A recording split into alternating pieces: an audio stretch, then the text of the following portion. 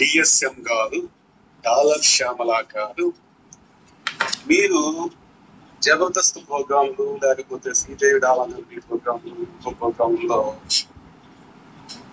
అదే అర్ధనగ్న డ్యాన్సులు లేకపోతే అర్థం బూత్ డైలాగులు అంటే పవన్ కళ్యాణ్ గారు ఎక్కడ ఉన్నారు ఏం చేస్తున్నారు అనేది మీకు తెలియదు, అందులో అచ్చమేమీ లేదు.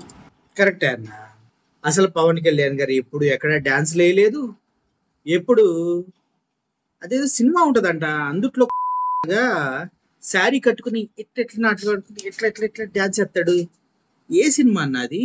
అత్తలేని కోడలు తమ్ము అత్తారింటికి దారేది సాంగు. ఆ మధ్యలో ఒక దగ్గర ఒక సాంగ్ వస్తుంది అన్న, బావా అన్న దగ్గర. అక్కడ హాఫ్ శారీ ఇలా పట్టుకొని 0.5 అనకూడదు, వాళ్ళకి నేను చాలా రెస్పెక్ట్ ఇస్తా. 0.4 లాగా పవన్ కళ్యాణ్ గారు ఎట్టెట్ట కొట్టుకుంటా ఏదో ఎట్టెట్ట డాన్స్ చేస్తాడన్న. అప్పుడు అంత మాత్రం పవన్ కళ్యాణ్ మనం 0.4 అంటామా అన్న?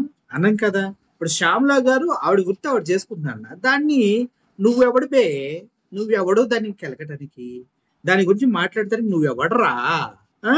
చదువుకున్నట్టున్నావు, కొద్దిగా సిగ్గు సెరవు లేకుండా అర్ధనగ్గ ప్రదర్శనలు అని మీ వాడు అంటా ఉంటాడు కదా అప్పుడప్పుడు.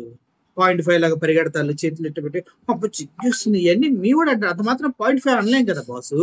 సారీ, 0.5 అంటే మళ్ళీ మామూలుగా ప్రాబ్లం వస్తుంది. 0.5 అంటే చాలా మందికి ప్రాబ్లం అవుతుంది. 0.4 అనలేం కదా, ఒక పాయింట్ తక్కువే. ఓకే.